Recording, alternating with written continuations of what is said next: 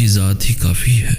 जब मुझे एक उसी का होना मुकम्मल करता है तो फिर मैं क्यों लोगों के पीछे भागूं? तलब किसकी है ये तो नहीं मालूम, मगर मुझे वो चाहिए जिससे मुझे सब मांगना है और हर हाल में चाहिए।